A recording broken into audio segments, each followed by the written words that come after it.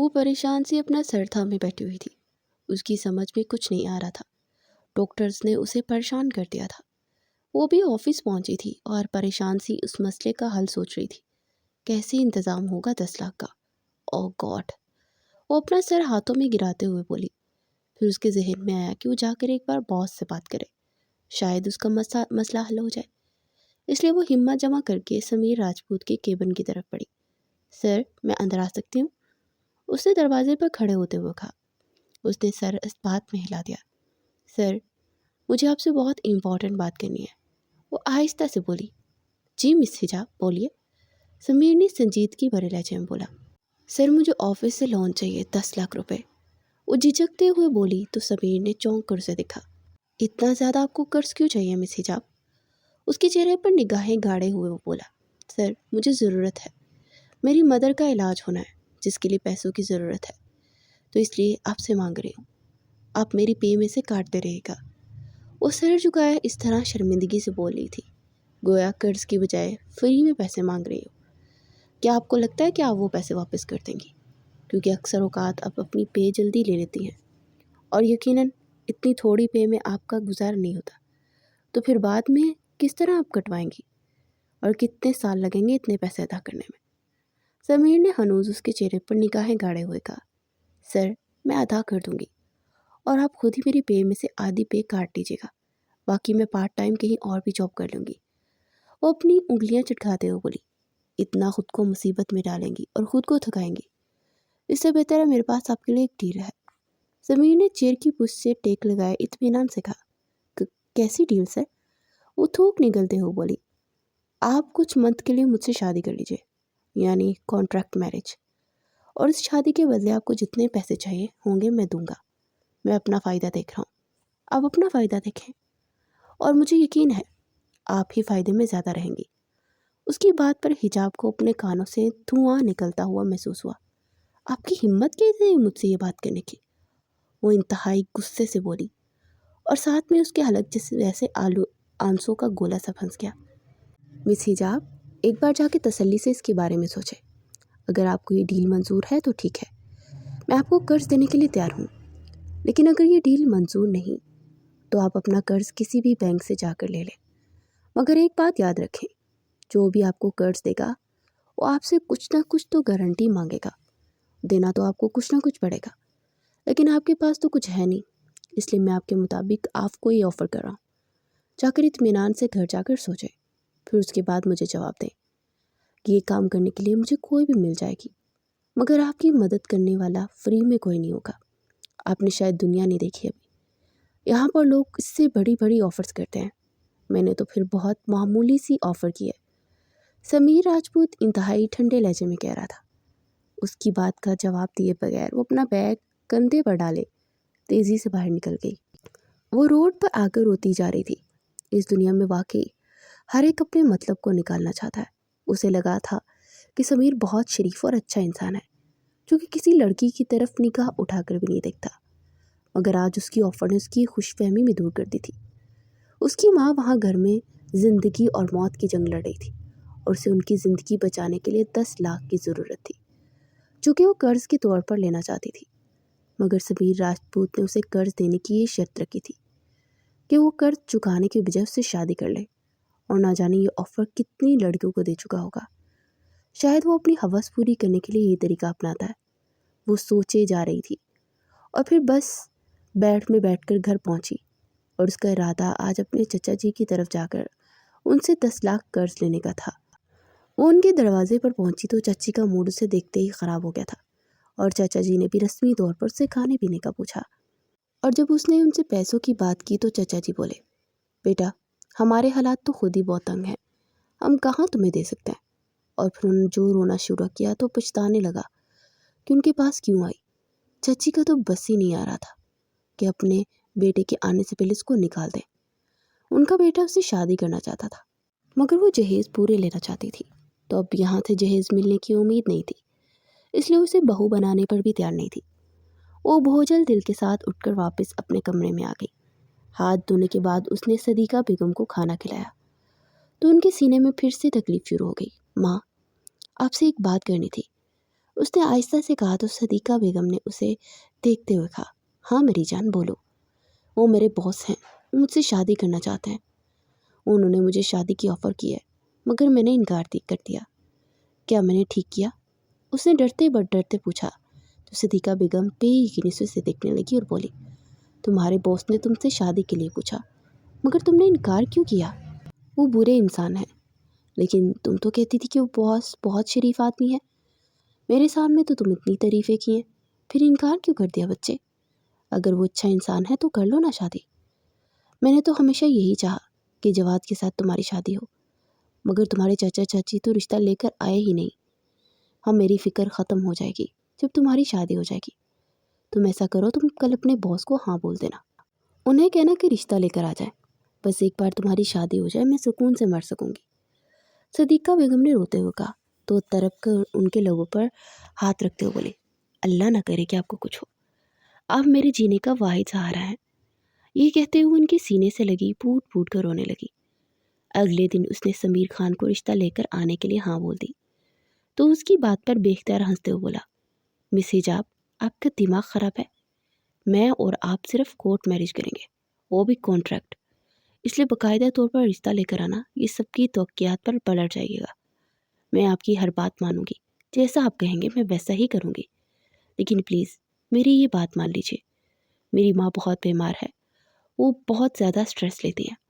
ہر بار میں ڈاکٹر کے پاس لے جاتی ہوں، ان کا آپریشن کرانا چاہتی ہوں، مگر ڈاکٹر ان کی حالت کے پیش نظر اور کچھ پیسوں کی وجہ سے آگے ٹالتے ہی جاتے ہیں۔ جیسے آپ کو مجھ سے مطلب ہے نا، میں آپ کا ہر مطلب پورا کروں گی، اس کے عوض آپ کو جو بھی چاہیے ہوگا میں دوں گی، میں اپنا سب کچھ قربان کر دوں گی، لیکن پلیز میری ماں کو ایک واحد خوشی دے دیں۔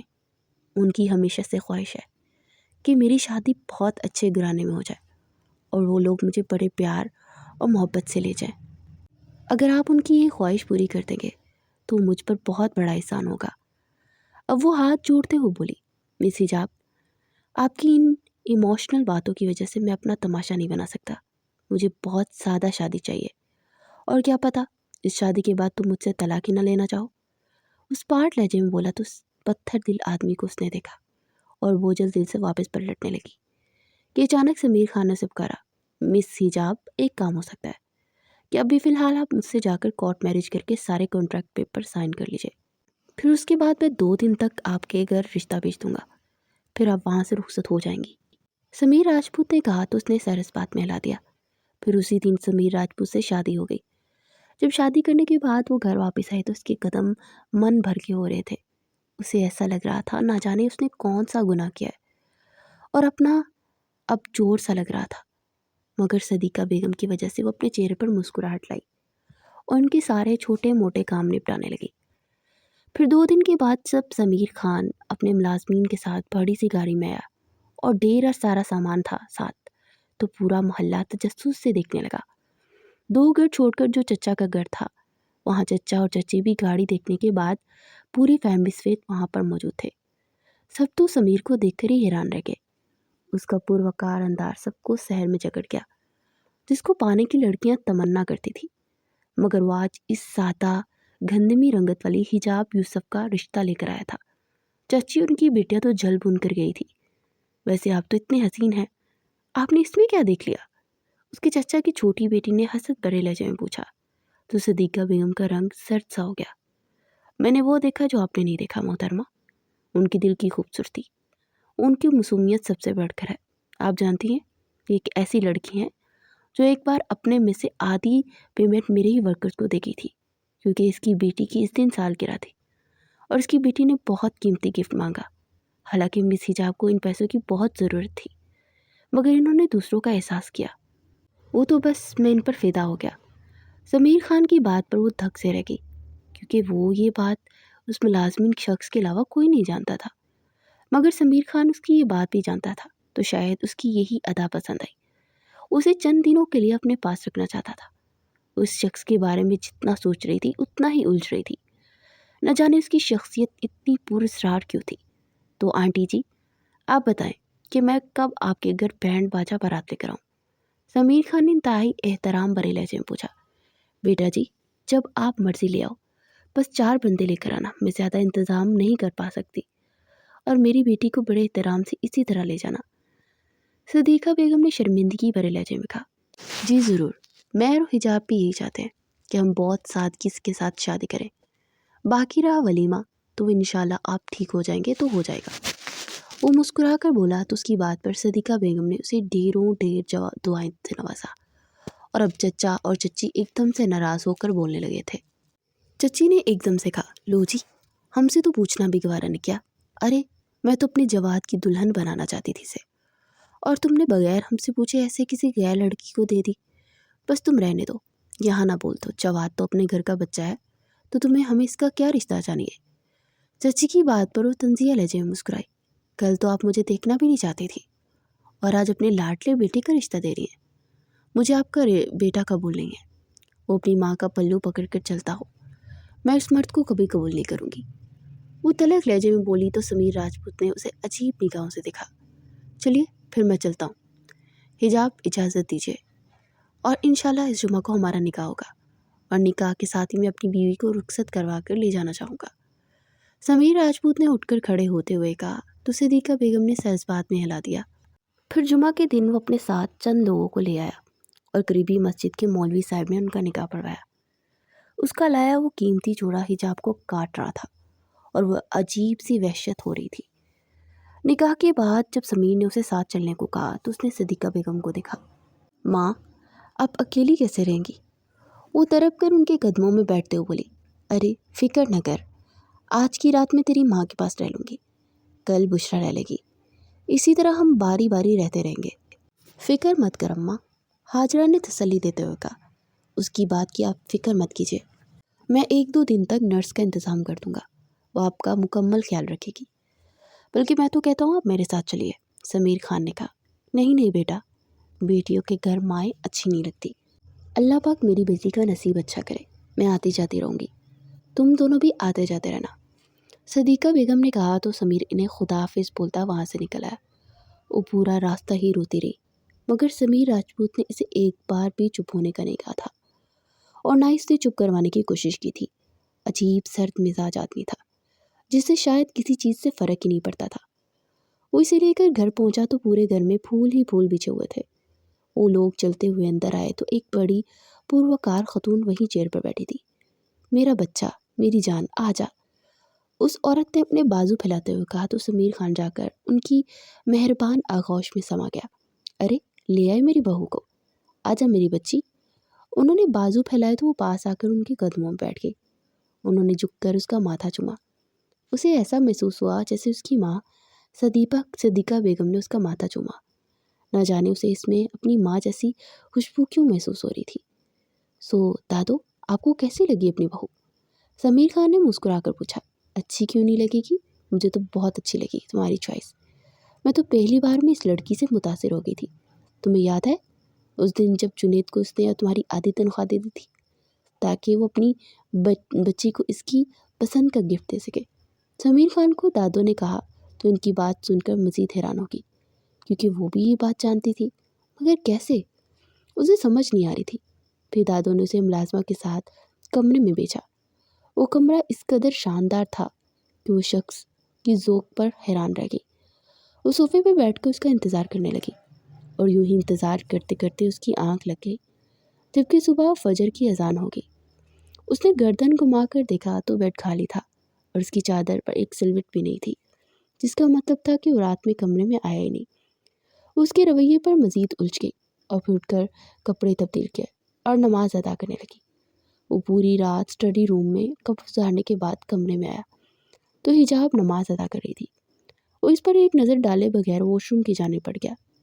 वो तब्दील करने के बाद बेड पर आकर लेट गया, अपनी आंखों पर बाजू रख लिया। कुछ देर बाद उसे महसूस हुआ कि हिजाब उसके पास आकर खड़ी हो गई है। उसने बाजू उठाया, सर झुकाए, उंगलियां चटकाती कुछ बोलने की कोशिश कर रही थी। कोई मसला है क्या मिस हिजाब? ओह, तुम्हें 10 लाख चाहिए होंगे। हाँ, मैंने तुम्हारे हक महर में इतना ही लिखवाया था। तुम एक खुददार लड़की हो, मैं अच्छी तरह जानता हूँ ये तुम्हारा कर्ज नहीं बल्कि हक महर है, जो कि 10 लाख है, और 20 लाख अपनी मर्जी से दे रहा हूँ। उसने साइड टेबल पे से एक चेक देकर उसे देते हुए कहा, थैंक यू। وہ جس مقصد کے لیے آپ نے مجھ سے شادی کی ہے اسے کب پورا کریں گے؟ وہ نگاہیں جھکائے آہستہ سے بولی، مس حجاب کہنا کیا چاہتے ہیں؟ ذرا کھل کر کہیے۔ وہ اٹھ کر بیٹھتے ہوئے سنجیدگی سے بولا۔ وہ جانتا تھا کہ وہ کیا بات کرنا چاہ رہی ہے، مگر وہ اس کے منہ سے سننا چاہتا تھا۔ آپ جانتے ہی ہیں کہ میں کس بارے میں بات کر رہی ہوں، وہی مقصد جس کی وجہ سے آپ نے شادی کی۔ اب اپنا حق لے لیجیے۔ وہ نگاہیں جھکائے بامشکل بولی، تمہارے دماغ میں اتنی گندگی بھری ہے تو میں تمہیں بتاتا چلوں مس حجاب، جس جسم تک رسائی حاصل کرنا چاہوں نا تو بغیر نکاح کے بھی کر سکتا ہوں۔ مجھے نکاح کرنے کی ضرورت نہیں ہے، کیونکہ حلال اور حرام کے چکر میں نہیں پڑتا۔ تم سے زیادہ حسین لڑکیاں میری باہوں میں آنے کے لیے مت چلتی ہیں، وہ بھی میرے اسٹیٹس کے لیے، مگر میں عورت ذات پر تھوکتا بھی نہیں، اس لیے مجھے عورتوں سے نفرت ہے۔ اور ہاں، میں تمہاری غلط فہمی دور کر دوں، تم کوئی حور نہیں ہو جس پر سمیر راجپوت مر مٹے اور اس کا جسم حاصل کرنے کے لیے اس سے نکاح کر بیٹھا۔ میں نے نکاح صرف اور صرف اپنی دادوں کی وجہ سے کیا ہے، میری دنیا ہے وہ۔ انہوں نے CCTV کیمرے میں تمہیں جنید کے ساتھ بڑی محبت سے پیش آتا دیکھا ہے، بس اسی دن انہوں نے کہنا شروع کر دیا کہ تم ان کی بہو بنو گی۔ مگر میں اچھی طرح جانتا ہوں کہ تم نے جان بوجھ کر جنید کے ساتھ اچھا سلوک کیا تھا تاکہ تم میری توجہ حاصل کر سکو۔ تم جیسی لڑکیاں جو 10 لاکھ کے لیے اپنا جسم بیچ سکتی ہیں وہ کیا نہیں کر سکتی۔ وہ شخص بول نہیں رہا تھا بلکہ زہر اگل رہا تھا، اور اس کا زہر حجاب کی رگوں میں اتر رہا تھا۔ وہ پورا وجود سن سا ہو گیا تھا۔ آپ مجھے غلط سمجھ رہے ہیں، میں ایسی لڑکی نہیں ہوں سمیر سر۔ شٹ اپ، اور خبردار آئندہ مجھ سے اس لہجے میں بات کی، اور ہاں، کسی بھی قسم کی وضاحت تو بالکل بھی میرے سامنے مت کرنا۔ اچھا بننے کے لیے تم میرے سامنے ٹونگ کرنے کی ضرورت نہیں ہے، کیونکہ میں جانتا ہوں تم کتنی اچھی ہو۔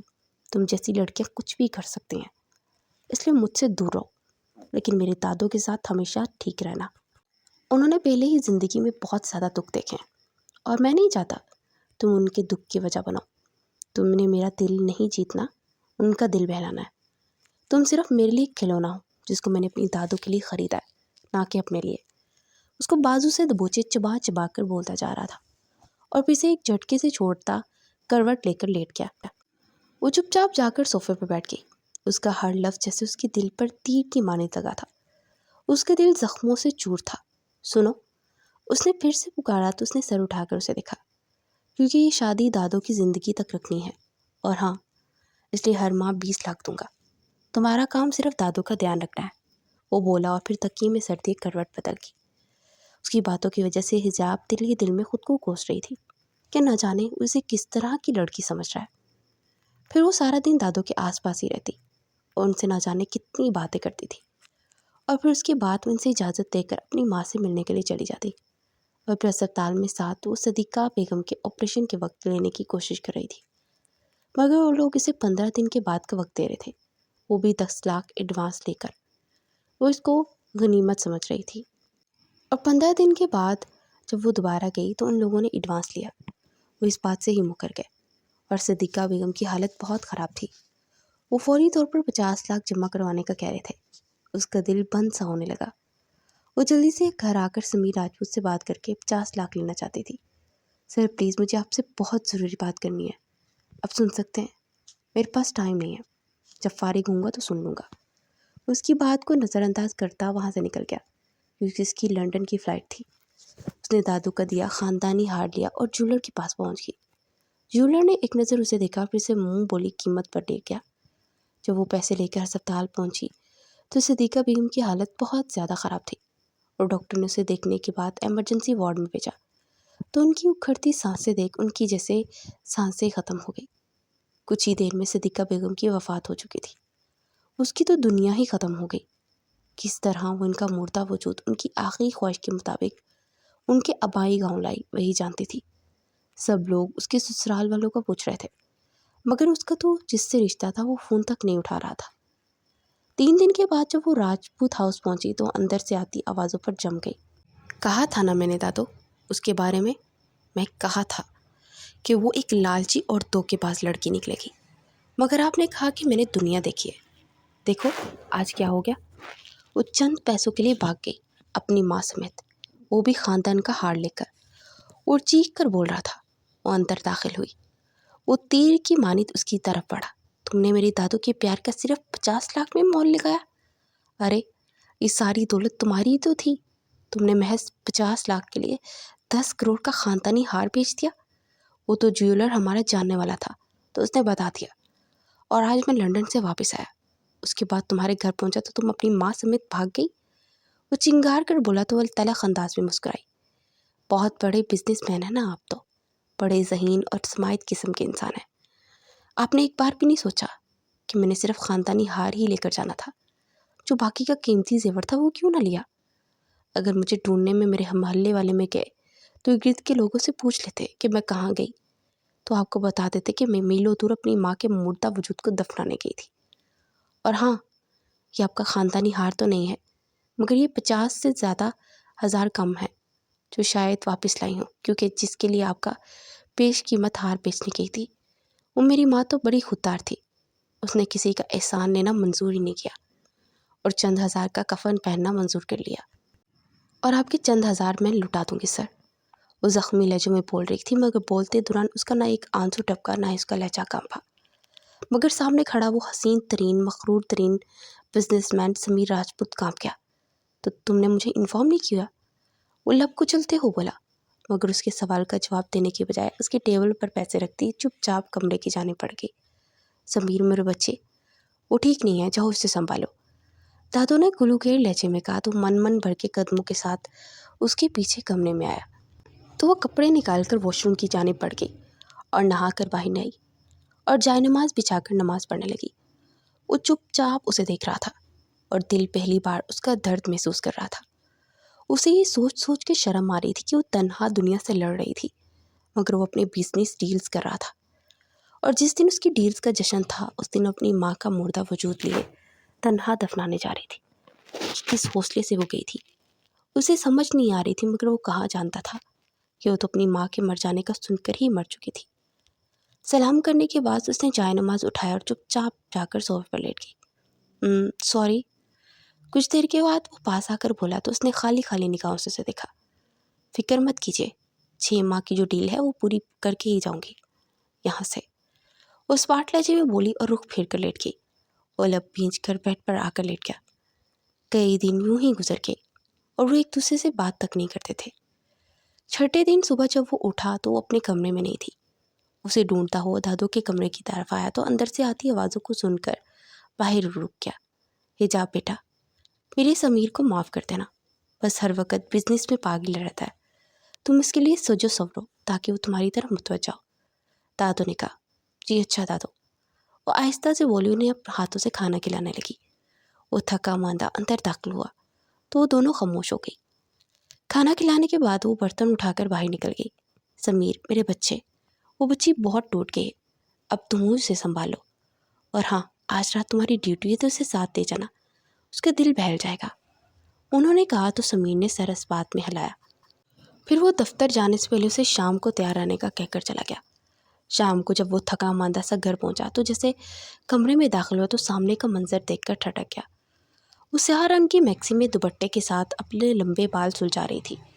وہ چلتا ہوا اس کے قریب آیا اور نرمی سے اس کے بالوں کو اپنی مٹھی میں جکڑ کر لبوں سے لگا لیا۔ اس کی ہر حرکت پر چپ چاپ کسی روبوٹ کی مانند کھڑی رہی۔ پھر وہ بے اختیار اپنے لب اس کے چہرے کے ہر نقش پہ رکھتا چلا گیا اور اس کی گستاخیاں بڑھتی جا رہی تھی، مگر وہ کسی قسم کا ریاکٹ نہیں کر رہی تھی۔ اس کے یوں ساکت کھڑے ہونے پر اس نے سر اٹھا کر اسے دیکھا۔ کچھ بولو گی نہیں؟ چلو کچھ بولنا نہیں تو چٹک ہی دو، مجھ سے دور کچھ ریاکٹ کرو، ایسا لگتا ہے کہ کوئی بے جان مورت ہو۔ اس کے لبوں کو اپنے انگوٹھے سے رب کرتے ہوئے گمبھیر لہجے میں بولا، آپ کو پورا حق ہے مجھے چھونے کا، قیمت ادا کی ہے آپ نے، اور جب کسی چیز کی قیمت ادا کی جاتی ہے تو ادا کرنے والا اس کا مالک بن جاتا ہے، تو جو مرضی کیجیے، آپ کو نہیں روکوں گی۔ وہ آہستہ سے بولی تو لب بھینچ کر کچھ دیر اسے دیکھتا رہا، پھر وہ سر چٹک کر کپڑے اٹھائے واش روم کی جانب بڑھ گیا۔ کچھ دیر کے بعد وہ تیار ہو کر باہر نکلا تو لاؤنج میں دادو کے پاس بیٹھی تھی۔ اس نے حجاب کر رکھا تھا جس میں وہ بہت خوبصورت لگ رہی تھی۔ چلیں، اس نے پاس آ کر کہا تو وہ اٹھ کھڑی ہوئی۔ جب وہ پارٹی میں پہنچے تو سب لوگ انہیں دیکھ رہے تھے اور میڈیا بھی جلدی سے آ گیا۔ ایسار، آپ نے چپکے سے شادی کر لی، کسی کو بتایا تک نہیں؟ اس کی کوئی خاص وجہ؟ اور آپ کا ابھی تک ولیمہ کیوں نہیں ہوا؟ ان کے سوالات پر اس نے بے اختیار حجاب کی جانب دیکھا تو وہ سرد نگاہوں سے ادھر ادھر دیکھ رہی تھی۔ دراصل میری بیوی کی ماں بیمار تھی، پھر ان کی موت ہو گئی، جس کی وجہ سے ہمیں یہ ارادہ کینسل کرنا پڑا، اور سادگی سے شادی کرنا بھی صرف اسی وجہ سے تھا کیونکہ ماں بیمار تھی۔ اس نے بہانہ تلاشا۔ سر، یہ آپ کی پسند کی شادی ہے، پلیز فی الحال آپ کوئی مزید سوال مت کریں، جب وقت ہوگا میں آپ کے سوالوں کے جواب دے دوں گا، اس نے ان کی بات کے جواب میں کہا، اور پھر اس کا ہاتھ تھام کر آگے بڑھ گیا۔ پھر اسے کارنر والے ٹیبل پر بٹھا کر اپنے بزنس پارٹنر کے ساتھ گفتگو کر رہا تھا۔ وہ چپ چاپ ارد گرد کا ماحول کا جائزہ لے رہی تھی، جہاں پر بے باکی سے عورتوں مردوں کی باہوں میں جھول رہی تھی۔ تبھی دو مرد آ کر کھڑے ہوئے۔ اس نے چونک کر دیکھا، تم انہیں جانتی تھی؟ ایک تو ان کے گواہان میں تھا اور دوسرا وکیل، جو نکاح کے وقت وہاں موجود تھے۔ ویسے مس حجاب، اب طلاق کے بعد کیا ارادہ ہے؟ کسی اور کے ساتھ 6 ماہ گزارنا چاہیں گی؟ پھر سے اگر ایسا ہے تو میں حاضر ہوں۔ اس شخص کی بات کر حجاب کو محسوس ہوا جیسے کسی نے اس کی روح پر زور سے تھپڑ مارا ہے۔ وہ اس کی بات کا جواب دیے بغیر دوسری طرف کھڑے سمیر کو دیکھنے لگی، جو کہ اب اسی طرف آ رہا تھا۔ کیا گفتگو ہو رہی ہے بھائی؟ اس نے پاس آ کر اس شخص کے کندھے پر ہاتھ رکھتے ہوئے کہا۔ کچھ نہیں یار، میں تمہاری بیوی سے حال حوال درافت کر رہے تھے۔ اس شخص نے شاطر انداز میں کہا۔ جھوٹ کیوں بول رہے ہو؟ آپ کو چاہیے کہ سچ سچ اپنے دوست کو بتاتے ہیں۔ یہ لوگ مجھے 6 مہینے کے بعد کے بارے میں پوچھ رہے تھے کہ 6 مہینے کے بعد جب میری اور آپ کی طلاق ہو جائے گی تو پھر میں کیا کروں گی، اور ان میں سے مجھے ایک نے آفر بھی کی کہ اس کے بعد 6 مہینے ان کے ساتھ گزارنا چاہوں گی۔ اس پاٹ لہجے میں بولی تو سمیر راجپوت اپنی مٹھیاں بھیج کر اس کی طرف بڑھا اور کھینچ کر اس کے چہرے پر تھپڑ دے مارا۔ تمہاری ہمت بھی کیسے ہوئی میری بیوی سے اس طرح کی گفتگو کرنے کی؟ اس کا گریبان پکڑ کر چلا رہا تھا تو اس کے چہرے پر گھبراہٹ طاری ہوئی۔ نہیں یار، میں تو بس ایسے ہی مذاق کر رہا تھا، اور بھابھی میرے لیے بہت قابل احترام ہے جب تک کہ تمہاری بیوی ہیں۔ اس شخص بڑبڑاتے ہوئے بولا، یہ میرے نکاح میں ہو یا نہ ہو، تمہارے لیے قابل احترام ہونی چاہیے، سمجھ گئے؟ آئندہ سے مجھے اپنی شکل بھی مت دکھانا۔ اسے دھکا دیتے ہوئے بولا، اور پھر اس کا ہاتھ پکڑ کر وہاں سے باہر نکل آیا۔ وہ لب پیچ کر ڈرائیونگ کر رہا تھا۔ جب اس شخص نے تمہیں یہ بات کہی تھی تو تمہیں اس کے منہ پر تھپڑ مارنا چاہیے تھا۔ وہ گاڑی چلاتے ہوئے انتہائی غصے بھرے لہجے میں بولا، کیا غلط بات کہی تھی اس نے؟ کچھ مہینے پہلے آپ نے بھی تو یہی بات کہی تھی۔ جو بھی اس نے کہی، ظاہر ہے سب صورتحال جانتے ہیں، تو مجھے آفر تو ہوگی نا، جیسے ایک طوائف کو ہوتی ہے۔ بس فرق یہ ہے کہ طوائف نکاح کے بغیر بھی کر لیتی ہے، اور مجھے حلال اور حرام کی تمیز کے لیے نکاح کرنا پڑتا ہے۔ مجھے تو اس آفر کی کسی قسم کا حرج بھی نظر نہیں آ رہا۔ وہ اس طرح سے سرسری انداز میں بولی تو سمیر راجپوت نے ایک جھٹکے سے گاڑی کو بریک لگائے۔ تمہارا دماغ خراب ہو گیا؟ اس طرح کی بات تم کیسے کر سکتی ہو، وہ بھی اپنے لیے؟ اور تم اچھی طریقے سے جانتی ہو میں نے تمہارے جسم کو پانے کے لیے شادی نہیں کی، میں نے صرف اور صرف اپنی دادوں کے لیے کی تھی، کیونکہ تم انہیں پسند آئی تھی۔ ہاں تو ٹھیک ہے نا، کچھ زیادہ فرق نہیں ہے، میں آپ کے لیے آپ کی دادوں کا دل بہلانے کا کھلونا تھی تو آپ لے آئے، اور آپ کا دوست اپنا دل بہلانا چاہتا ہے، اس میں کوئی حرج نہیں ہے۔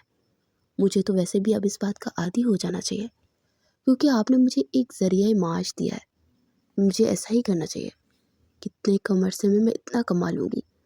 وہ تلخ لہجے میں بولی کہ بہت زیادہ ہو رہا ہے، بیوی ہو تم سمیر راجپوت کی، اور مجھے یہ بالکل برداشت نہیں ہے کہ تم اس طرح خود کے بارے میں بات کرو۔ اس کے جبڑے بھیجتے ہوئے غصے سے دہڑا، آپ کو اتنا فرق کیوں پڑ رہا ہے؟ آخر کیوں؟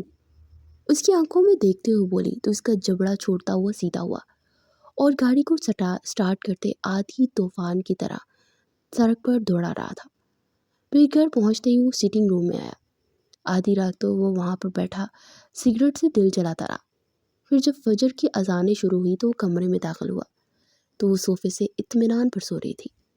وہ دھیرے سے چلتا اس کے پاس آیا اور پہلی بار غور سے دیکھنے لگا۔ وہ بہت خوبصورت تو نہیں تھی، مگر کافی زیادہ پرکشش اور پیاری تھی۔ سب سے بڑھ کر اس کی حیا اس کا حسن تھا، جو اس کے اندر مزید نکھار پیدا کرتا تھا۔ وہ ہمیشہ سے سنتا آیا تھا کہ اگر عورت میں حیا ختم ہو جائے تو دنیا کی خوبصورت ترین عورت بھی ہو تو اس مرد سے بیزار ہونے لگتے ہیں، مگر معمولی شکل صورت کی حیا والی لڑکی بھی مرد کے دل پر راج کرتی ہے۔ وہ آہستہ سے اس پر جھکا اور اس کے رخسار پر اپنے لب رکھ دیے۔ وہ جو کچی نیند میں تھی اس کے لب رکھنے پر اسے محسوس ہوا جسے کسی نے جلتے انگارے پر اس کے رخسار رکھتے ہوں۔ ایک جھٹکے سے اٹھ کر اسے دیکھنے لگی۔ ارے میرے ساتھ کیا کرنے کی کوشش کر رہے تھے آپ ابھی؟ وہ شدید غصے سے بولی۔ سمیر راجپوت ہلکا سا مسکرایا، اس کے دوسرے رخسار پر جھکتے ہوئے بولا، یہ کر رہا تھا۔ اس کے رخسار پر ہاتھ رکھ لیے۔ حجاب کی آنکھیں حیرت کی شدت سے پھیل گئی۔ آپ کی ہمت بھی کیسے ہوئی مجھ سے اس طرح بات کرنے کی؟ وہ ایک جھٹکے سے کھڑے ہوتے شدید غصے سے بولی تو سمیر راجپوت کے چہرے پر دھیمی سی مسکراہٹ تیرنے لگی۔ ابھی کچھ گھنٹے پہلے جب تمہیں میں چھو رہا تھا تو تم مجھے کہہ رہی تھی کہ میں نے پیسے ادا کیے تھے تمہارے، تو میں تم پر حق رکھتا ہوں، تو اب کیا ہوا؟ وہ اس کی طرف بڑھتے ہوئے بولا تو وہ ہلکے سے پیچھے کو ہونے لگی۔ جیسے جیسے وہ قدم اس کی طرف بڑھا رہا تھا وہ قدم پیچھے ہٹا رہی تھی، یعنی اس کا بے بسی کا خول ٹوٹ چکا تھا۔ اور یہ بات سمیر کے اندر عجیب سی ہلچل مچانے لگی۔ اس کی جھکی جھکی نگاہیں، سرخ چہرہ اس بات کا گواہ تھا کہ اس کی قربت کو کافی زیادہ نرس بھی ہے اور انتہائی غصہ بھی۔ وہ پیچھے ہوتے ہوتے دیوار کے ساتھ لگ گئے۔ وہ پاس آیا اور دائیں بائیں ہاتھ رکھتا اس پر جھکا تو وہ زور سے آنکھیں میچ گئی۔ وہ دھیمی سی مسکراہٹ سے اسے دیکھ رہا تھا۔ جب پہلے میں نے تمہارے بدن کو اس طرح چھوا تھا تو تم نے کوئی ریئیکٹ نہیں کیا تھا، کسی بے جان مورد کی طرح کھڑی تھی، یعنی اس ٹائم تمہارے اندر نہ غصہ تھا نہ کچھ بھی، مگر اب تمہیں غصہ کرنے لگی ہو۔ کہیں مجھ سے محبت تو نہیں ہوگی؟ وہ اس کی تھوڑی سی تھامتے ہوئے ہلکی سی مسکراہٹ سے بولا تو تلملا سی گئی۔ خبردار اگر آپ نے مجھے چھوا بھی۔ اس کی بات کو نظر انداز کرتا اس کے چہرے پر جھکا۔ اس نے پوری شدت سے اس کے لبوں کو اپنے دسترس میں لے لیا، اس کی سانسیں بند کرنے لگا، اس کی سینے پر مکے مار کر اسے دھکیلنے کی کوشش کر رہی تھی۔ پھر وہ آہستہ آہستہ پیچھے ہٹا تو اس نے شکوہ کی نگاہوں سے سمیر کو دیکھا اور غصے سے جا کر واش روم میں خود کو بند کر لیا۔ وہ دھیمی سے مسکراتا ہوا اپنے بیڈ کی جانب بڑھا اور اسے واضح دیکھ کر پکارا، میں لیٹ ہو چکا ہوں، تم آ کر آرام کر لو۔ مگر دوسری طرف سے اس نے کوئی جواب نہیں دیا۔ وہ آنکھیں بند کیے مسرور سی اسی کے متعلق سوچ رہا تھا۔ کچھ دیر کے بعد وہ باہر نکلی اور جائے نماز بچھا کر نماز پڑھنے لگی۔ وہ اپنی کوہنی کو بیڈ پر ٹکائے اس کی طرف ٹکٹکی باندھے دیکھ رہا تھا، جو کہ بڑی پرسکون سی نماز ادا کر رہی تھی۔ نماز ادا کرنے کے بعد اس نے جائے نماز اکٹھا کیا اور دوپٹہ کھولتے ہوئے بولی، اگر جا رہے تھے تو نماز ادا کر لیتے۔ اس کی بات پر سمیر راجپوت کے چہرے پر سنجیدگی طاری ہوئی۔ میری مرضی، میں نہیں پڑھنا چاہتا نماز، میری اللہ سے ناراضگی چل رہی ہے، تو اس لیے میں نماز نہیں پڑھتا۔ اس بار ڈرجن بولا، استغفر اللہ، کس طرح کی باتیں کر رہے ہیں آپ مسٹر راجپوت؟ آپ جانتے بھی ہیں آپ نے کیا بولا ہے؟ آپ نے کہا کہ اللہ سے ناراضگی چل رہی ہے۔ آپ ہوتے کون ہیں اللہ سے ناراض ہونے والے؟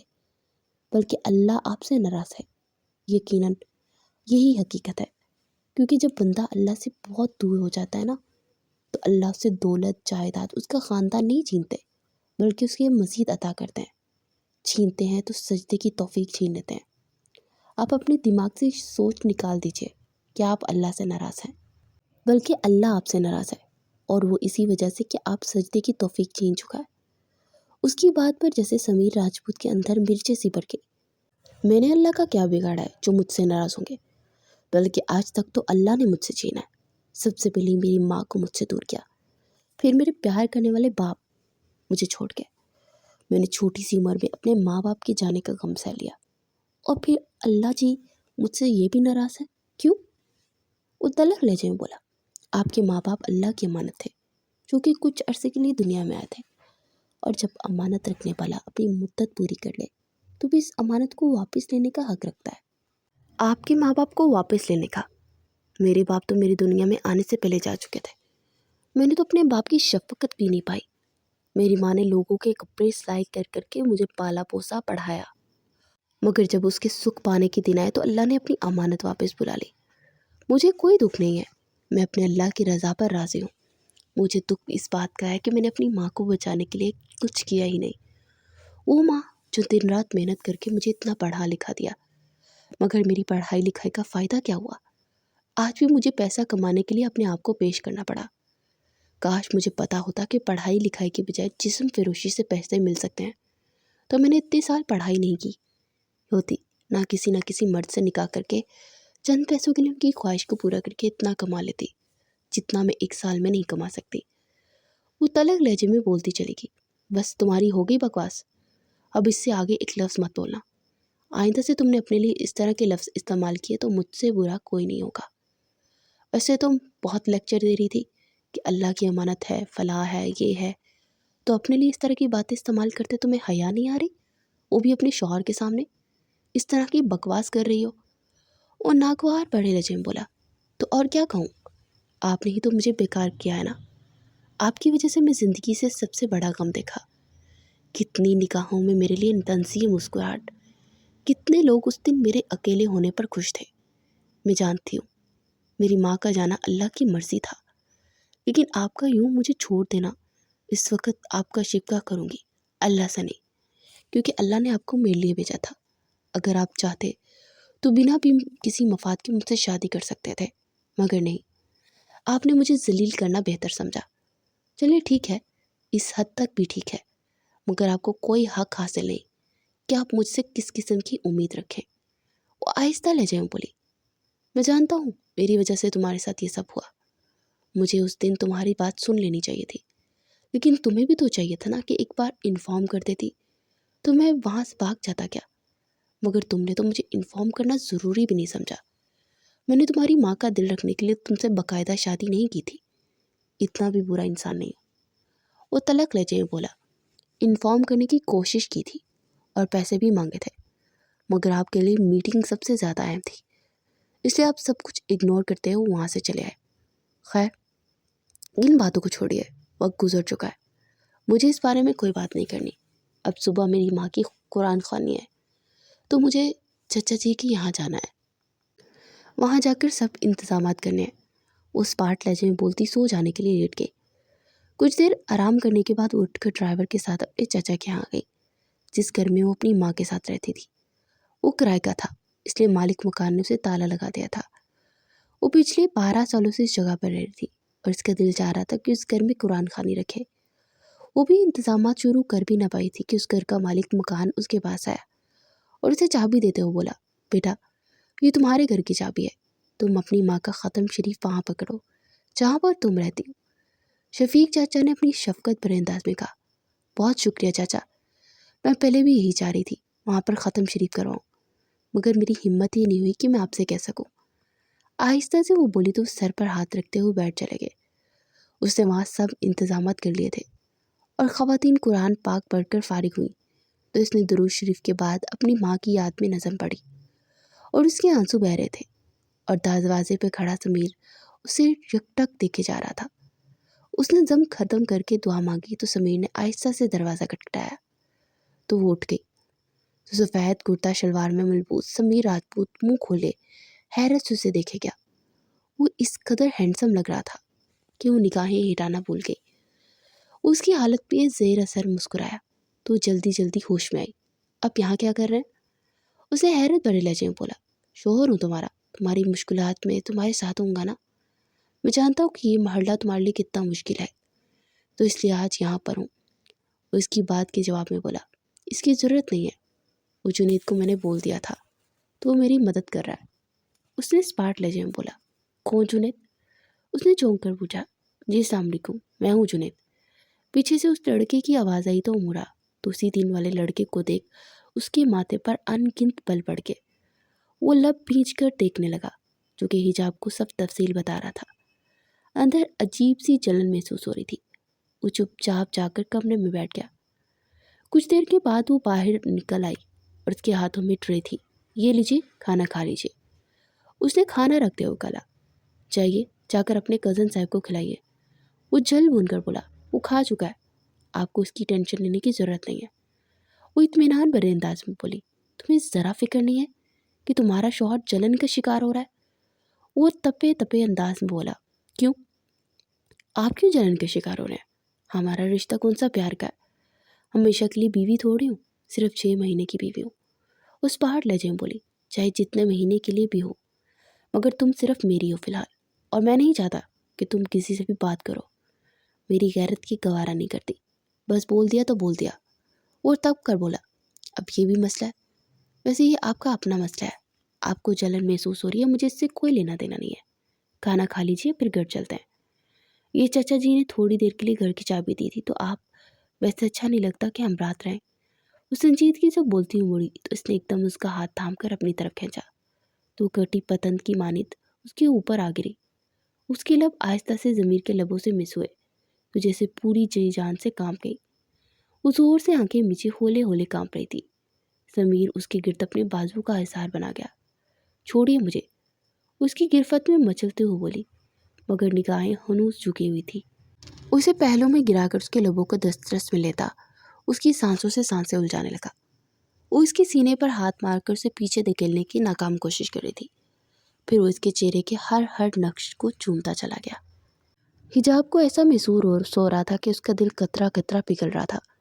وہ شخص تو پہلے اس کی روح میں بسنے کو تھا اور اب وہ اس کی جان لبوں تک لے آیا تھا۔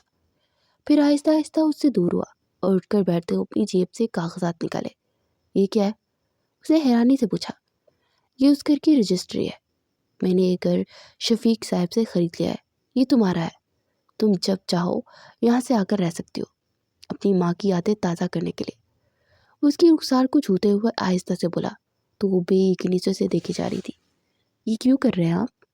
اس نے لب کچلتے ہوئے پوچھا۔ کیونکہ میرا دل چاہتا ہے کہ میں تمہیں دنیا جہان کی ہر خوشی دے دوں۔ وہ گمبھیر لہجے میں بولتا آہستہ سے اس کے ماتھے پر لب رکھتا۔ اس کی دھڑکن رک گیا۔ اس کی کوئی ضرورت نہیں ہے، ماں نہیں ہے تو یادوں کا کیا کروں گی؟